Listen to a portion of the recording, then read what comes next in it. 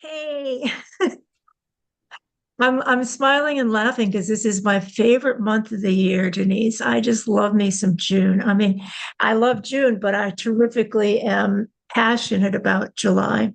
I'm Right. passionate. It just everything blooms and everything takes care of itself. And with that's not exactly true. I water my plants, I tend my plants, I weed my plants, I watch my plants, I adore my plants. But Talk there's to the them, love on them. talk to him, apologize if I prune them, love on him all the time. And I also just feel like the way that I knew to have unfolding color throughout the summer is all coming true. Every week I've got some new thing coming out. Like right now, my gardens are just popping. They're fusing or whatever that word is with lilies. I have got lilies of all different colors, like purple lilies with yellow centers, crimson centered lilies with yellow outside, orange with like purple inside, and or lemon yellow, and the shapes are different. And Are I they have been called daylilies? they're well, yes, I think they're And then daylilies there's because specific types, you got it. They're called daylilies because, as I get it, lilies only last for a day. What is but that they'll about? have like six blooms on one. Right. Like I'm looking out there and I've got like 20, 30, 40 buds ready to go. And each day, Right. maybe one bud, maybe six buds will bloom. And I take photographs to honor them. It's like when I was in law school, I had a friend who was I think she did occupational therapy and she was like cooking. She liked baking. And when she would make a meal that was wonderful, she'd take a photograph of it. And I thought, it's a damn good idea. You know, like Yeah. I started doing that. If I cook a meal that's really yummy and healthy, I do a lot of Chinese cooking, and then I take a photograph of it or a pasta, with healthy stuff in it and it's yummy. I take a photograph of it because that's the art of life. I've taken a lot of photos of my snack platters. My favorite way to eat is the snack platter. I get a big plate and I'll Okay. put a couple olives, a couple pickles, a couple peppers, a couple sweet pepper, huge variety of cheeses and crackers and maybe meats and vegetables and fruits. And it's so colorful. I love it. Oh man. And what can you say more? Why do you love that? I used to make it for my preschool. I had a home quality home care, and I would Hmm. make them like a salad bar every day, and they could just pick out the things that they liked.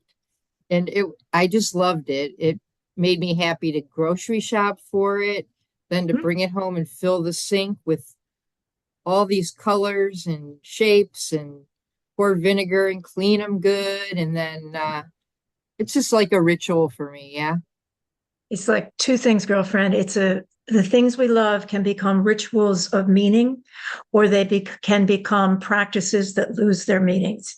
But if we keep loving them and they're fresh to us, they don't lose their meaning. It's like every time I get up in the morning, before I even go to the bathroom, I go to my window and I can look down in my gardens and I can see it's blooming today. What's about to burst today. I could stay there for half an hour just watching things and paying attention to the changes. And with you, like getting your snacks together, that was a gift you were giving those kids of choice, of Right. color, of texture, of Self-serve, sensory take what you choice want. making. You Yeah. got it. There's Yeah. more in the fridge if you use it all. Yeah. It's Plenty. like Plenty was another thing that I like to promote. plenty and abundance. Yeah. Now let's get right down to the fact that we're meeting today and every Monday because we are trauma survivors. Yes. And we are, as trauma survivors, I know that there's a set of 12 promises, one for each month. And the promise for the month of July is I have the right to play and to have fun in my life. When you hear that, first question, why on earth do we need to say that? Isn't it obvious? What do you Well, think? because as trauma survivors, we're trying to earn love. We're trying to, earn it. So we work hard. We do extra favors for people. We put our own needs and desires to the side. And I do have a question. Have you had your chart done? I Your have, astrological chart? but it's been for like decades ago. Do you remember, is your moon in Leo? I don't remember. Because if you had moon in just the topic of play and Oh, fun in July, it's at the end of July when Leo comes in, and the colors and the flowers that all that is so Leo-ish. well, honey, And when I I'm look at your hair today, it I'm looks wearing like my hair like a Leo. it is. You look like a lion today. Yeah, I'm loving it. I love it. This is natural. And I just like feel really at home in this. Yeah. Um, yeah, girl, I don't know, but that's worth checking. Interestingly, it's the topic of fun, Leo also. So, Ah, well, yeah, I was born to be a Capricorn, but I was also born to be a member of the silent generation by 12 hours. Now, what the F is that about? I always saw myself as a boomer. But I was born the last day of 1945, which makes me literally silent generation. I understand that generation, but I am not that generation. So all of these indicators, whether it's the chart, the Myers-Briggs, the Enneagram, all of the things that we're learning about neuroscience and trauma survivors, they all help. And what you right, and I do in this program is to discover anew and invite people who are with us, either during or after, invite people who are with us to ask yourself and explore what the hell is the meaning of being a trauma survivor, and how can we take our broken hearts and turn it into art? And both you and I are aiming to do that. And what you just said, so let's focus on this thing about we literally have to hear, I have the right to play. And I have the right to enjoy playing. Now I needed to hear that because the consequence of being raised as I was to become an immediate two things: work addict, work for the day is ending. There's a Protestant hymn about that, and there's another: climb the ladder of success. climb the ladder of success, work your That's a fingers. Capricorn thing also. Oh man, work your fingers to the bone, and what do you get? Bony Bony thing. fingers. Got him.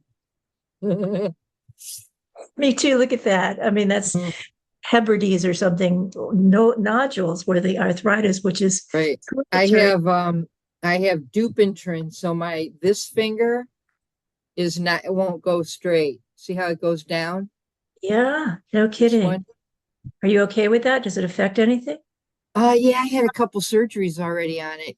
Because your finger goes, it's also called trigger finger, because your Oh, finger goes in and then you can't stick your hands in your pockets anymore. And I love to stand around with my hands in my pockets. right, honey.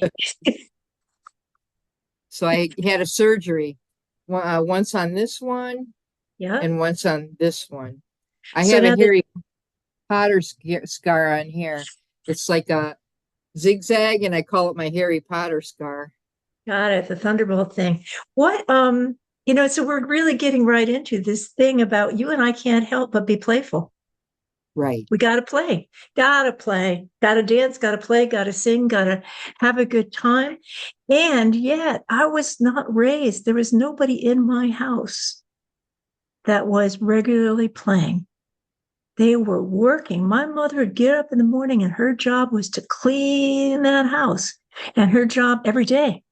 And her job was to teach her daughters how to be house cleaners, how to mend, how to keep everything safe and long lasting. So I had a darning egg That was part of my bequeathment. I didn't have books. We didn't do children's books. Sad to say, but we had darning. I forget what they were called. No, not a darning needle, but a darning egg. And I would take a sock and I would put it over this egg. And then I would weave. I learned, my mother Right. taught me how to weave and get it just right. Because if anything was protruding, then that would mean it wouldn't feel good on the foot. And my job as a little kid was to learn to weave so that that sock could be worn and worn. Now, my son wears out his socks, and what does he do? He throws them away. No concept that he has any responsibility to darn the socks. And I have to say, I raised him that way. I didn't raise him to be a sock darner. I Right. was raised as a trauma survivor to darn socks, to iron shirts, to iron blouses, to do my duty, to go out in my country, and to obey the folks at home. Which I To had to watch the younger children also. Mhm. So Yep, I child care. childcare, and for me, I had elder care. My job was to keep my mother from going crazy and my father from going into rage, and I got it from almost birth that I had to keep that family stable. And I felt totally responsible when they were unstable, and they were unstable a lot. And my trauma therapist, Bernie, said to me, that was too much for any child to bear. And my first response was, but I did it well, Bernie. Denise, you took good care of those kids. You were really good at it. I took good care of my mother. I was really good at it. I was the Right. one person that could get her to laugh and to sing and to do a cartwheel for me every spring. And my sister, who's a psychiatrist, said to me one time when I was visiting her house, she's got a beautiful, stunning place in Portland, Oregon, up on a hill, a gated community. I'm not very comfortable there, but the house is elegant. And my father was visiting when he was still alive, and I was visiting. It must have been some kind of family event. And my father was not social. He would just sit alone. And he had two sayings. One is he would never play with children. He would never connect with children. He would just say, if they want to be with me, they will come to me. It sounded like Jesus. Let the little Right. children come to me. Girl, go for it. But he so he would sit in this television room and just sit there and not get engaged with people. So my little second nephew, little Johnny, was a social kid. And he walked into the room where my father was holding court with himself and said, Grandpa, don't you want to come with us? We're doing Easter eggs. Or Grandpa, don't you want to come with us? We're playing this game. And Grandpa just said, no, no, no. And I watched Johnny, and after a while, he just kind of left. I went in and engaged him. And this is all to the thing about my work from birth was to keep the family stable.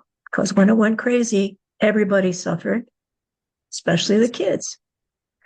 The adults did too, let's face it. And so I started connecting with my father, and I could get him to, I knew what he would talk about, and I got him talking about things. And in the process of that, and paying attention and listening, I said, maybe it would be good for you to just join us. You can sit, you don't have to talk, but just join us as we're doing this with the grandkids. And I don't remember whether he did it or not, but what I remember is my sister Lynn saying to me, he talked with you. He told you how to talk. How did you do that? And I felt like saying, it was my life skill that I developed from birth. If I didn't get him engaged in talking, he could go into a rage 360 in a heartbeat. And I didn't want to bear that. So I became the charming kid that knew how to get them engaged. But it was work, Denise. And you're taking care of your kid sisters and eventually your brother. Did you take care of him too? Yeah. I had Honey, to watch him. yep. I think like 2 summers in a row, I sat on the stoop and watched him play. Did you get him engaged with him or just watch? I just watched. That's what I was told to do. Watch your brother. We were told to do things, and I don't think we had a choice. Mm-mm. You were told to watch him. Did you ever think of running off or taking him with you someplace? No, I only thought of watching him and he was, he had boundaries where he could go in front of the house or in the backyard or something like, something like that. Mhm. It's really interesting to me that we were so obedient because there was no choice and because it was punitive. There was punishment if we didn't obey. And yet there were things that I didn't obey because I just couldn't bear them. And also because, unlike you, I was the last child. Right, Um, and not that they were easier on me, they were harder on me in many ways, but I observed more. I saw right. my sisters did and what worked, and I saw what didn't work. And so I said, I'm not going to do that because I don't want to end up like that. So during the polio epidemic, which was around 1949, 1950, maybe 50, 51, I'm not sure, but we were told we were not supposed to leave our yard. My sisters didn't leave the yard. I did. I left the yard because I needed to be free. I left the yard because I knew my mother wouldn't check. I was a neglected kid. And I left the yard because my dear friend Claire Greenfield died of polio. And I wanted to find my way to say goodbye to her. And the only way I knew that to do that was to go to the community church where she might be. I don't know. I guess I thought she might be there. So my sister Lynn said to me, we were taught not to leave the yard. I didn't leave the yard, and I did leave the yard. So we were taught as survivors, if you don't obey, you're going to be punished. And yet, I think one of the characteristics we both have as survivors was to try to figure out how we could push the edges and have fun or Clever, do. right. So give me an example of how you push those edges, girl. Because I remember Um, smacking guys around. I got grounded one time. I can't remember what for, but I was able to convince my mom that she should like I could get out of trouble. I convinced my mom that she should let me go outside. It was way better for me or whatever. So I was clever that way. Or if she was chasing me, like she would chase us when we were really little, right, for a spank. And Yep. our house, you could run through the kitchen, through the dining room, through the living room, the kitchen, the dining room, the living room. It was like a circular, and she would end up laughing Oh, instead of getting me. wow. I love I that. was pretty clever at that. My sister, not so clever. She got smacked. She got a lot of the spankings and whatnot. So, on this theme, I mean, what we're talking about here is addiction because we didn't feel we could play. We didn't have the right to play. We hadn't earned that. Two, the people that were raising us never played. Or if they did, it was extremely rare. My mother had a bridge club, and that was the time when she would play and she wanted to win. But Actually, my mom played a lot. She she was did. not home. She didn't work. She had a couple very short jobs, but she went to bingo twice a week. She went to bowling 3 times a week. She went to Vic Tanny exercise club. She went to the beauty shop every week. She was gone, you know. She was Wow, playing. that's interesting because my mother, I would say she did things for herself that she had earned, but I didn't see her those as play. Like, yes, she had her hair dyed blonde like Marilyn Monroe, and she went to the beauty shop, Cappy's Beauty Shop. It was in somebody's home.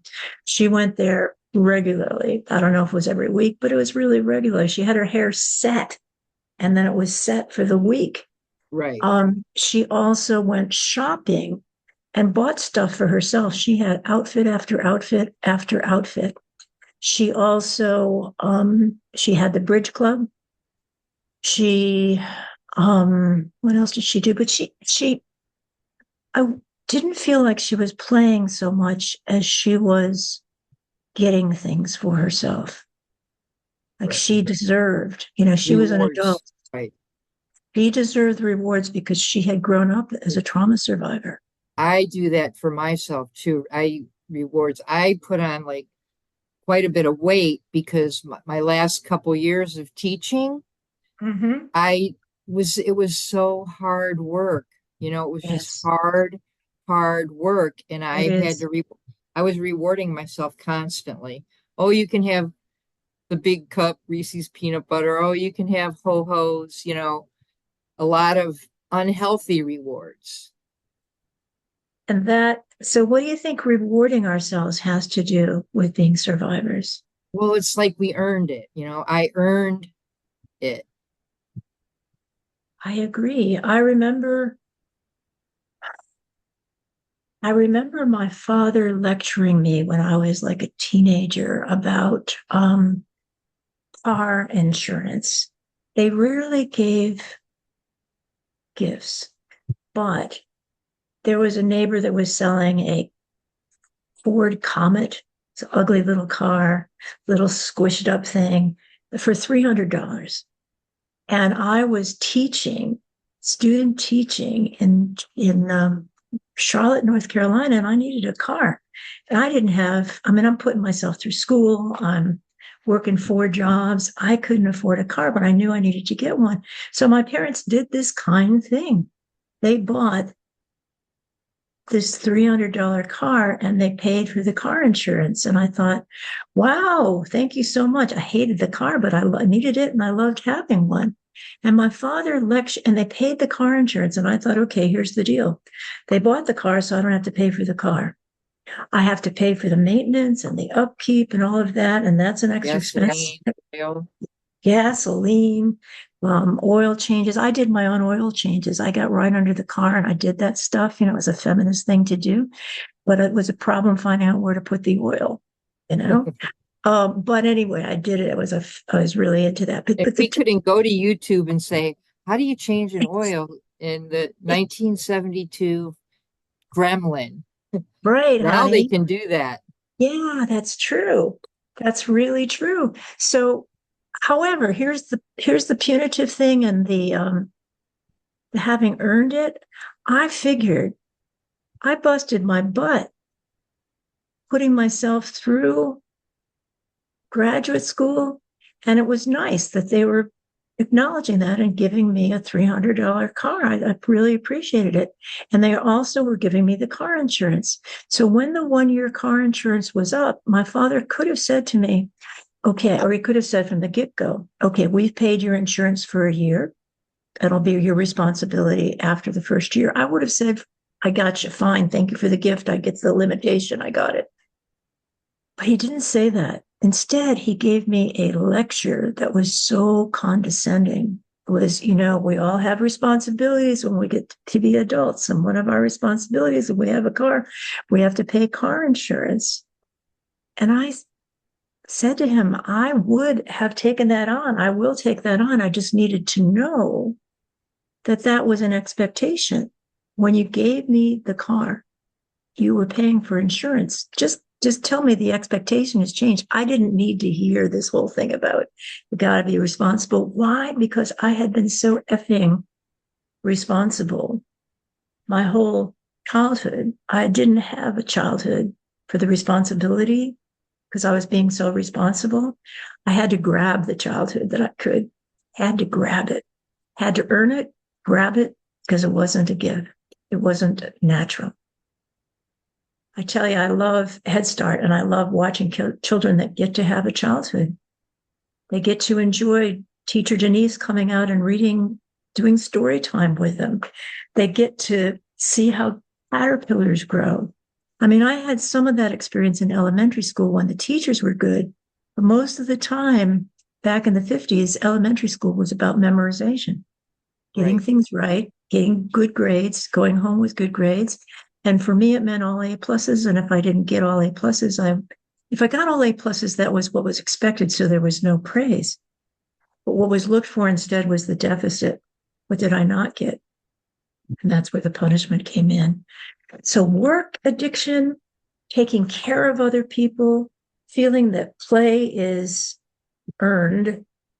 And not only is, and then there might be here's a challenge, Denise, we might be melding play with earned rewards. Your mom had earned her right as a housewife to go do those things. Is that true? She did not think of herself as a housewife, I don't think. She Okay. and yeah, she taught us at a very young age how to clean, how to do dishes. As a matter of fact, not so long ago, she said something about the re oh, because I was washing the dishes at the cottage, and she said the only time the you kids used to wash the dishes, and I don't think you did a very good job. Oh, Once we got a automatic dishwasher, which it rolled around the kitchen, you had to hook it up to the faucet and yep. plug it in and roll it to the right place and wash everything before you put it in there. That's true. That's absolutely true. But it sanitized them. She goes, you were sick all the time before that. And once we got that dishwasher, nobody was sick anymore. Oh, Which it's just interesting that it was our inferior skills as children that we made ourselves sick by not so washing the there's, dishes well enough. yep, it's your fault and it's your responsibility to keep yourself Right. from getting sick. And it's your fault if you get sick. And yeah, we've talked about another trauma survivor's trait is we can't get sick. We're not supposed to get Right. sick. And if we get sick, we're on our own. Or, but we're not, in my family, we're not supposed to go to the doctor unless it's an absolute gonna die. Right. Not supposed to go in the hospital. It was like, and I'm thinking of where those practices came from. And I think my mother was raised, with an alcoholic father and there wasn't money. So they couldn't afford a doctor. And so she just raised us she was not a thinking, reflective woman. So she raised us with, you don't go to the doctor. It's too much. It's not worth spending money on kids. That was another thing. Right. Grin and bear it was the family philosophy. And the other thing was, once you've got kids, the purpose of kids wasn't that they have a childhood and play. Purpose of kids was Do the work. do the work. Goes right back to the 19th century that people had kids because that meant the kids were going to take care of them into old Farming. age. Right. And farming. And farming. Farming Right. communities really had more kids so that they had more workers. And every kid had a job in a farming community. And then during the 19th century, when folk from the farm started going into the cities, like here in Massachusetts, there's a well-known city named Lowell, Massachusetts, that had all of these mills. And mainly young girls from the farms came in because they could earn money working in the mills. I mean, it was child labor, but they earned money and then they could send it back home. The thing that was fascinating is that there was a movement within the mills of Lowell to educate these young women, to give them working hours that were not destructive, to give them safe environments. It was fascinating what was going on. There was like a social movement that helped women. But back to the way we were raised as trauma survivors, work from birth. Your job is not to be a playful little kid. Your job is to be obedient. Empty the ashtrays. Take out the trash. That's Clean the right. floor. Mm-hmm. Sweep the kitchen. Scrub Wash the the bathtub. dishes. Scrub the Scrub the bathtub bathtub every time. Every every time time.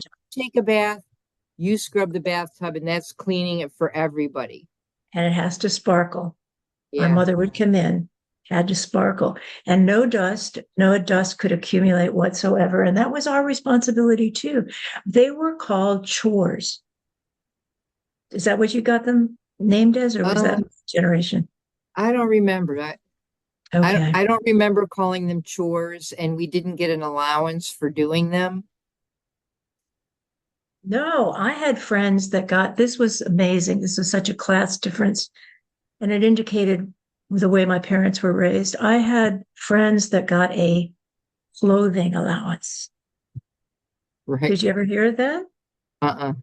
Oh my God, drove me crazy because if I got any clothes, they were hand-me-downs from my two sisters. And my sisters would look really different than I did, and their coloring was different than mine. So I didn't look right in their stuff. I never had a new prom dress. I always got to choose between Karen's old prom dress, Lynn's old prom dress. Maybe it would be taken in for me. That would be the greatest thing. But chores were a big deal. Because there was such a thing called chore day. And we had every Saturday was chore day. And my friends knew there was no way I could play unless my chores were not just done, but done to my mother's standard.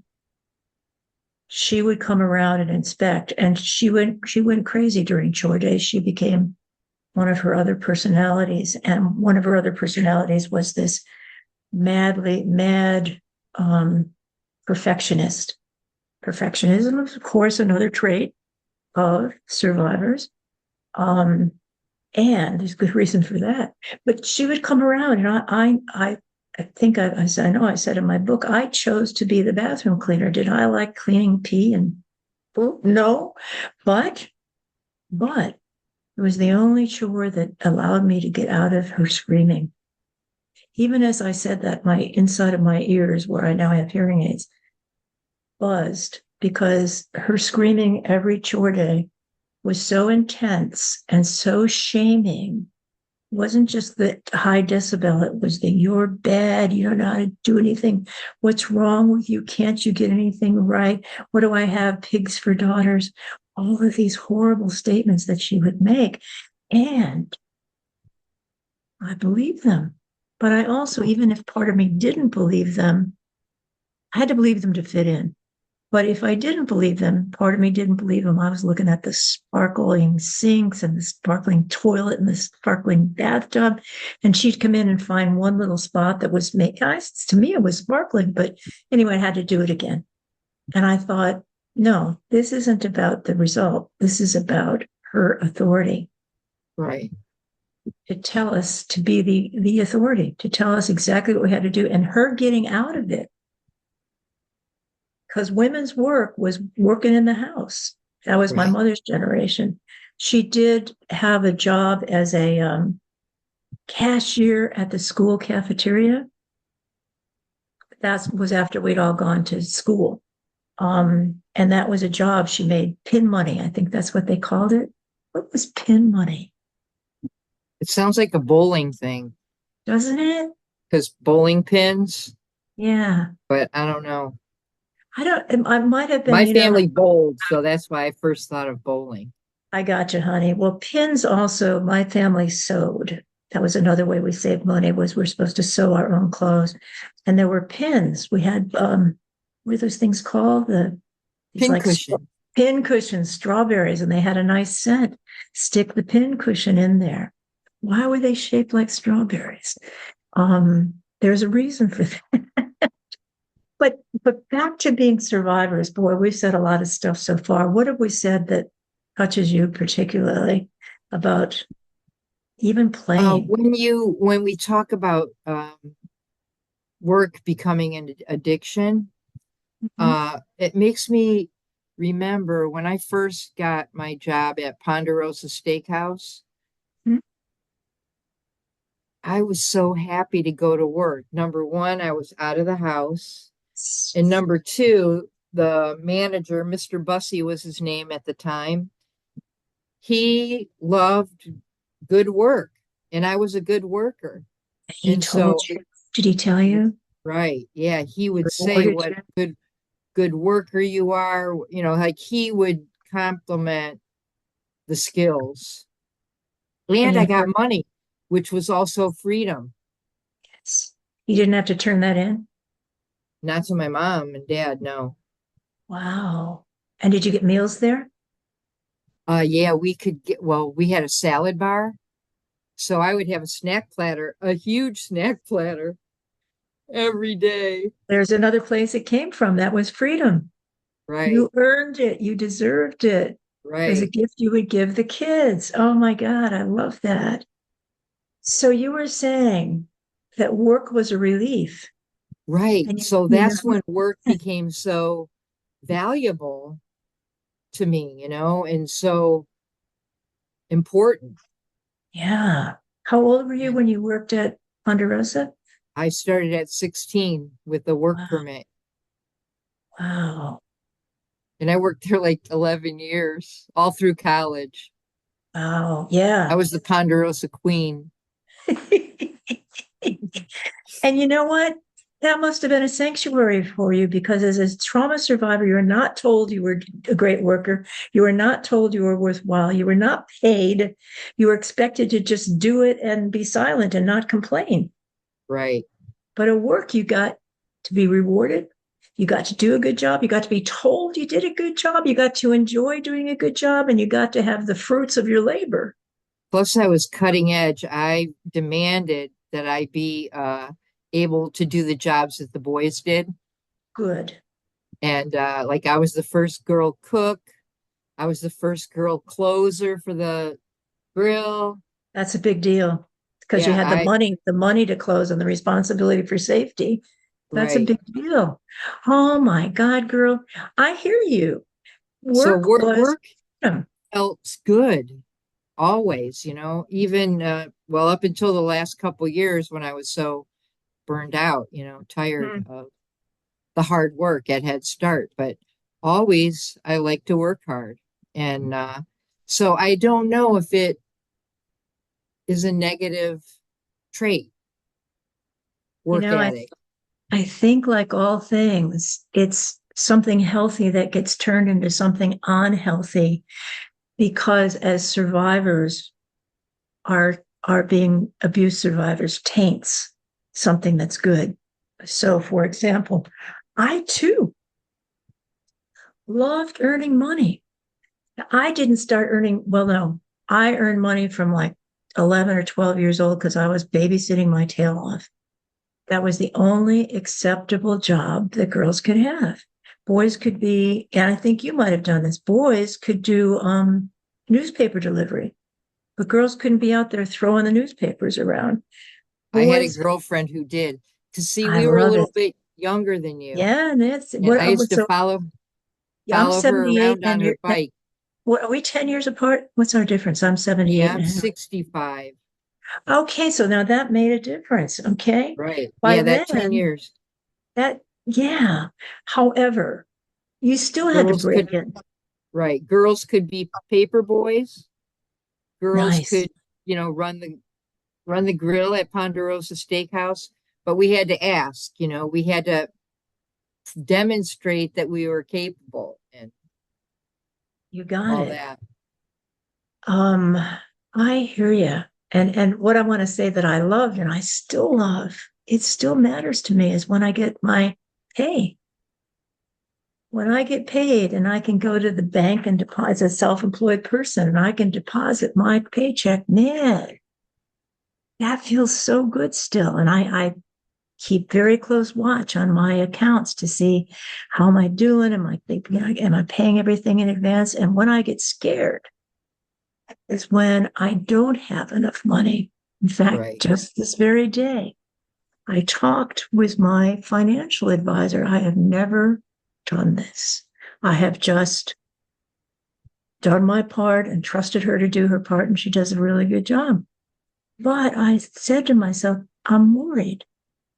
I'm worried because I've had unanticipated expenses, $7,100 for these high tech hearing aids, $6,400 to replace my skylights, $1,200 for part of my 15-year-old car that broke down, plus the regular expenses like $463 It's $475 as of this month for condo fees. And so I start getting scared if I'm not able to pay for that stuff. This is the first time as a trauma survivor. I said, you don't have to worry alone, girlfriend. You don't have to think this through alone. So I wrote my financial advisor and I said, look, I need to talk. And you know what? That woman called me right back. She called me as soon as she got my email. And she said, well, you have all kinds of choices. And we had this powerful conversation because she was asking me what's predictable. And I said, honey, there's not a lot that's predictable in terms of my work. Sometimes, like right after COVID, keynote speakers, I was in demand. I made more money that year than I had ever made. People that I had not worked with for 20 years were saying, we've not been able to pay you, but now we can pay you. We got money. We want you to come and speak. That was a beautiful year. The year before that, nada, because COVID shut down conferences. Right. And when I got paid for doing a virtual keynote, that was like one small percentage of what it's like to go and give a speech for whatever rationale. Yeah, so I love getting paid and I worry when I'm not paid. And the work addiction is in part connected to being a survivor because I always felt, Denise, that I had to support myself. Which Didn't I matter. do too. Mm-hmm. And I have to contribute. It's like, Right.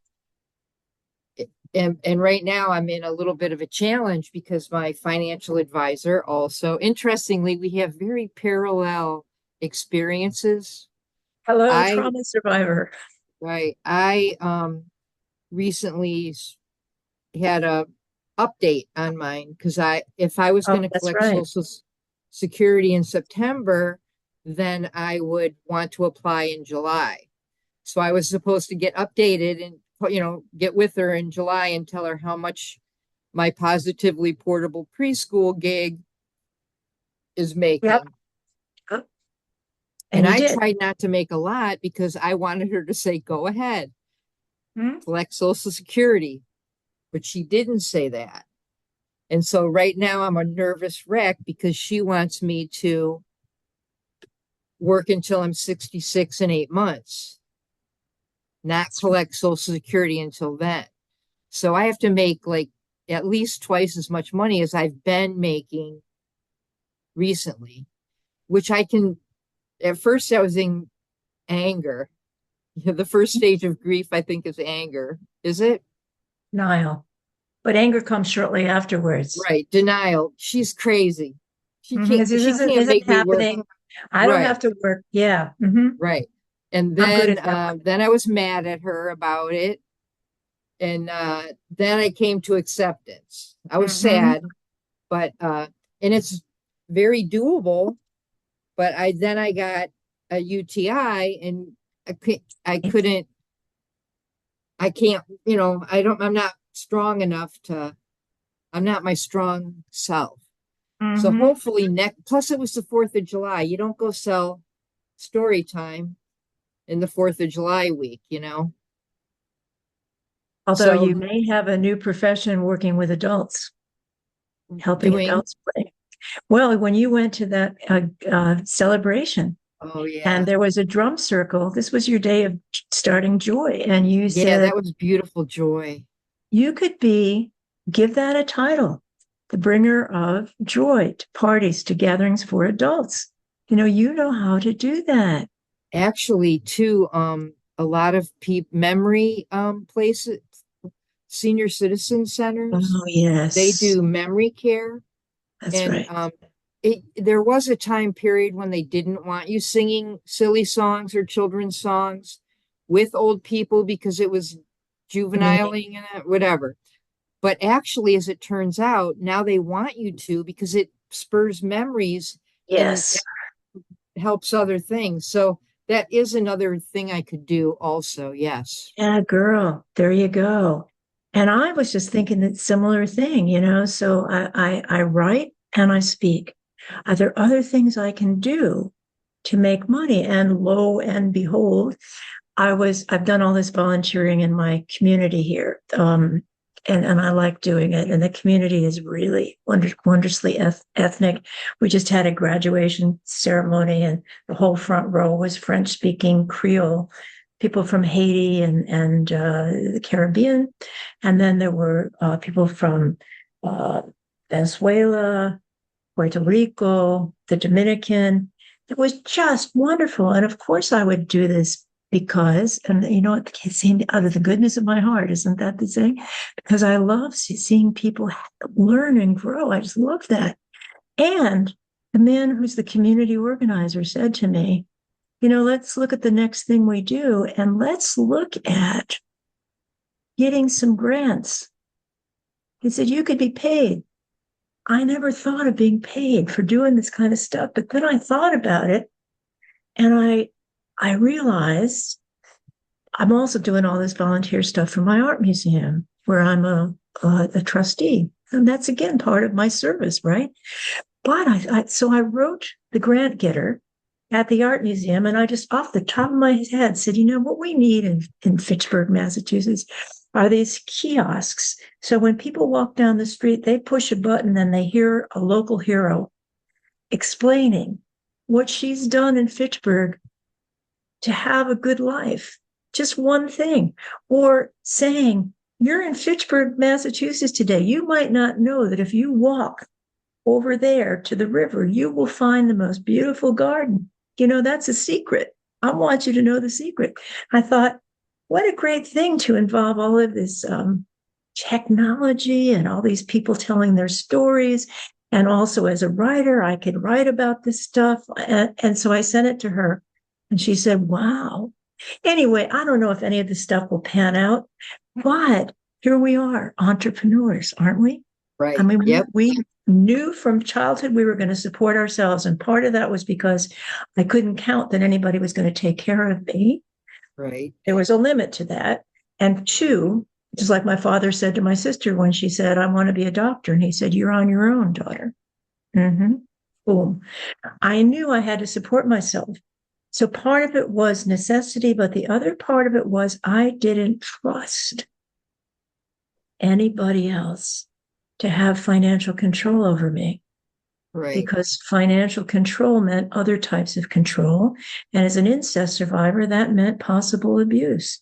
And honey, as the first woman in a lot of organizations, I saw that men would use their positions of power to sleep with the women. And in Dr. Bessel van der Kolk's book, The Body Keeps the Score, which I got right there, he says that psychiatrists and therapists used to think it was just fine for them to sleep with their clients because it was part of the client's recovery. Now, who the hell's recovery was that? Recovery of money, recovery of whatever you want? That was the therapist getting his. Right. Men, even when I was a kid, men could just take whatever they wanted. They could just take it because they wanted it. Mm-hmm. And mostly they want sex. Right. Now, there were costs to some men of certain classes. You know, some men had to like have a job to get a wife. And if you didn't have a job, you didn't get the wife. I just watched again that thing with Richard Gere where he becomes a pilot, and the girls in the town where the flight training boot camp is, they all get geared up to go find their man. And the man is the ticket to a life of being supported. Right. Now, I never wanted that. I never, ever wanted to have a man responsible for me. I always wanted to be responsible and share. Right. Did you want somebody to take care of you like that financially? No. I always knew I have to contribute. You got it. So, girl, what does that say about being a survivor? Makes us responsible? I don't know. Yes, you do know. It does make us responsible. And that means it's hard to relax and play and have fun and have a good time until we have earned that. And as people supporting ourselves, when do we earn that? Well, on the weekends. But wait a minute. life is more than just a work week and a weekend. Right, So, because also we have our chores that we do on Saturdays, right? Or the Sundays. unpaid. I do my chores, my laundry and that always on Sundays. So, if you're not partying on Saturday, you're not partying. We I mean, have that's how these, it was for many years, girl, for I many. gotcha. We were raised with unspoken, unwritten rules. And as a recovering attorney, I have come to state and believe that it's the unwritten rules that really control us. It's the stuff we were taught and was emblazoned into our spirits and our souls that really rules us.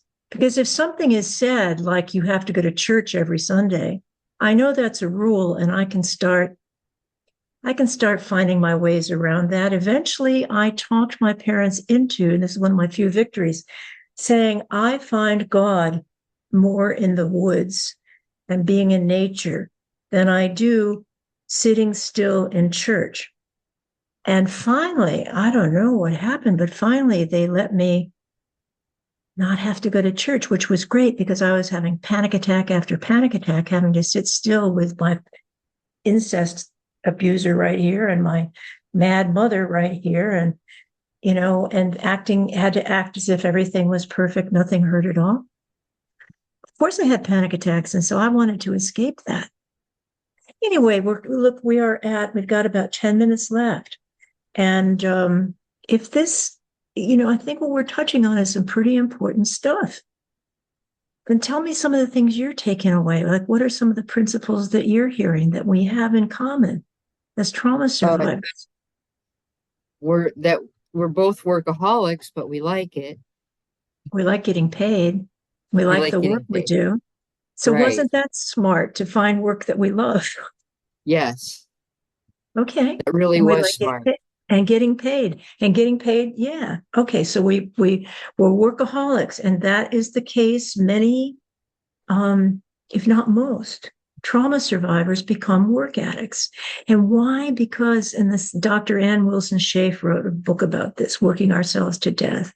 And the book essentially said that work addiction is the one acceptable addiction. We couldn't become alcoholics. We couldn't become sex addicts. We couldn't become drug addicts. We couldn't become um, prostitutes. No, we had to have a permissible addiction, and Earn work it. is Right. permissible. Everybody get applauded. People die of work addiction. We work ourselves to death. How Right. many people many people do we know that say, well, yeah, I'm going to work really hard, take care of my family, and then when I retire, I'm going to do all the things I wanted to do, and then they die when they Right. retire? Geez, I'm crow. What is that? I think it's the internal clock saying, you don't have a right. Nuh-uh. You're You done. don't You have didn't a earn right. it today. Mm-hmm. Which, so the past since February when I stopped getting paid from my Yes. job and till now, I haven't, earned that much. I've been using my savings, but I was a good saver. Yes. So that's kind of that. But But that I've is a big also deal. Yeah, go ahead. I kind of I might be overcompensating for the, I've been I don't want to say lazy because I'm not lazy. I'm doing stuff, but I have not pursued making more money that hard. Yeah, but now I want to. So, isn't there an axiom someplace inside of us, or maybe inside of me? Go ahead, girl, with your Five count. months, 5 months that I've not earned. 5 months of being allegedly retired from Head Start. Right. Right. And that doesn't retirement mean sleeping as long as you want to? Doesn't it mean playing? Doesn't it Which mean I have relaxing? pursued those things and playing and more Good. artwork and more, uh, what I like, chasing butterflies and I do want to show you my Oh, butterfly thing. oh I yeah. added to my list of additional services monarch demonstration because this woman that knows me, she is a science professor for teachers at Bowling Green. Well, she's Awesome. retired, but she has a camp and she hired me to come and do a monarch demonstration at the Right. end of at the end of July. So I made a poster I want to show you. Yeah, because you were talking with your sister, who's the artist, and you were consulting with her. Right. Yeah, girl. So you were going to make a tripartite, a triptych, three part. Oh, Oops, wow. it's And you upside were going down. yeah, because you were doing flowers, the sunflowers, or what were the flowers? Oh Milkweed. no, Let milkweed me on both sides. let So me there's pull the, this back. oh yeah, monarch butterfly life cycle. All right, girl. Can you see it now? Yes, yes, I can see the whole thing. Okay, so you've got the milkweed on both sides. That's what you said you were going to do. Yeah, And I then painted those. and one side, you've got two black dots on the top of the milkweed. You know that means something. Those are the flowers. They're Okay. actual purple and lavender. Okay. You probably can't see the colors, but it has the whole life cycle. And so I did paint the milkweeds and all the photographs on there are original Laminated. photo, yeah, laminated and they're taped on. There's some really good ones, but this is And you not a were going good to do place to something show. that, but it's no, but the thought is great because weren't you going to do some floppy leaves or something? Yes, I haven't done it yet. I'm going to do one floppy leaf and then you lift it up and there's a egg underneath for them to see. Cool. Cool. Denise, this is so cool. Look, here's the deal. And maybe this is a truth that I haven't articulated before. Maybe what we're saying is we as trauma survivors get free by doing work that we love so we can play while we're doing the work. You Right. love that. And girl, I want to say, ever since I went to my great reward gift for myself that week in France on a riverboat, I have decided I'm going to go back to doing watercolors. And so I sent for watercolor brushes when they were on sale. Got to get them on sale. I sent for these luminous. I had, until I was in France, I'd never seen watercolors that are like got mica in them or something. They sparkle. Right. So I sent for those. They're all coming to me, and I'm that's part of what I'm going to do. I'm also playing every day out in my gardens. I mean, I'm Right. playing like I just finished a crop that I planted April 15th. I planted arugula, bok choy, and Russian kale. Honey, I ate all that. I gave it away. It was healthy. I had a whole meal made of a salad of kale and smoked oysters and walnuts Mm. and my own chive infused vinegar and evu, and I loved it. It's a very cheap meal, but very healthy meal. And it comes from play. So I'm thinking, Denise, I want to just feel and think about this. I'm thinking that part of me as a survivor is I'm going to get even. Part of me as a survivor is you didn't give me what I needed. I'm going to get it. I'm going to take it. Not like a man is going to take stuff away, Right. but I'm going to take what I deserve, and I deserve to have fun. I deserve to play. So mhm, I'm going to Hey, pay money. I'm going to pay money to go to France and just have people taking care of me for 8 days. They're going to feed me. They're going to clean my room every time I walk out. My mother would love it. They are going to give me a little reward every day. They're going to seat me at a table. They're going to, oh my God, they're going to take me to Toulouse-Lautrec's a place, and I don't have to pay anything extra. Once I've paid for this whole thing, I'm on the boat. And what did I say to myself? I'm loving this painting. So you're right. I'm going to finger paint. And when I posted these online. It's hard for me to tell if people are saying just being kind or they're telling me you got talent. But even my sister, who's very rigorous, said, you've got artistic talent. I thought, you know what? I am going to do my own way just like you're doing your own thing here. I'm Right. doing my own way with watercolors. What I discovered now that I have a camera is that when I magnify a piece of a watercolor, that is art. That specific corner, that's art. I love that. I post those on Facebook and people go, is that wait, now, is that from a museum you visited? And I'm going, are they just flattering me? But no, I think there's something to it. So we are self-taught. There's another thing, girl. Right. Is that a trauma surviving trait to you? Yeah, I think too, that's part of we have to earn it. So we also have to learn it. I like that. Well, that's a good topic for next week. We've got to learn it because I have a strong thing about that. Okay, my friend, we have a couple of minutes left, and I'd like us to, if we can, just pull together with and for our listeners, because the whole point here is just telling the truth and discovering together as trauma survivors, what are some of our traits and how can we take our broken heart and turn it into something we love? And you and I are both doing that. We're Right. doing art, we're doing butterflies, we're doing gardens, We we're chose doing, work. We chose work throughout our life that we loved and made the best of it. and yeah, and and we chose work also where we could support ourselves, Right. where we would not have to depend upon a man or another person to take care of us. And there's great freedom in that. Denise, if you were to put into a word what you have always wanted,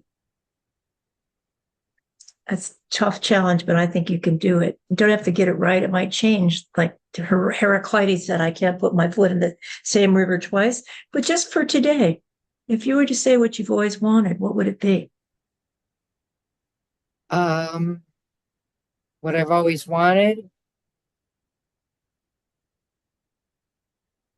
to have a life of plenty that I have earned. There you go. And I have always known that what I wanted was freedom. And it's similar. As trauma survivors, you wanted to be free to be your own person and to be able to support yourself and do what you love. As a trauma survivor, I wanted to be free of all of the burdens that were placed upon me that told me I was nada, that told me I was not worthy, that told me I was like useless, all of the stuff I heard every day. I also wanted to be wise. I wrote that in my book. When kids are given 3 wishes, I said about figuring that out early on. I thought I can't ever wish. If the genie comes up and gives me 3 wishes, I can't wish to have a horse and because that's not going to A work. unicorn. I decided early on as a little one that I had to wish for endless wishes. So I could always have choices. Right. And part of this freedom thing is, and this is why it's tough to get toward the end of my life. I don't think I'm there yet, but I need to be honest about being 78, is that I don't like having limitations. As a trauma survivor, I was limited everywhere I went in that house. Limited about who I could be, what I could think of myself, what I could do, what I could look like, what I could say, what I couldn't say, what I could become or not become. And I hated that. So part of my survival as a trauma survivor is to say, sweetie, there've got to be limitations, but you get to choose them. And that makes a Right. difference. So, my friend, how many butterflies? Can you tell the team now? How many butterflies have you set? I have 6 butterflies released, and I have 3 current tiny little caterpillars. And the names of the 6 that you said goodbye to are Sweetie, Honey Boy, Honey, Carla, Sophie girl, Sophie Girl. or no, Sophie was a boy too. Sophie boy. I have them written down. Okay, girl. So I'm missing one, but I don't know what it is. it's okay. And with the three that are in movement right now is Hungry Caterpillars. What are their Right. names? I have new names. Let me get the paper. Okay, girl. This is important. Trauma survivors who were I got told that we get to name Angel, things. Bill, Angel, and Chris. Angel, Billy, and Chris. And yeah, I which love I'm it, trying to girl. go with androgynous names, Because you but don't I know have yet. to run to the bathroom. Okay, girl, we got to go. So thank you so much, everybody. We hope to see you next Monday. See you And yeah, if next you're week. watching this program, come join us. Come Yeah, join us. come to We'll 3 o'clock. incorporate. Denise, thank you so much, girl. Enjoy the rest of your day.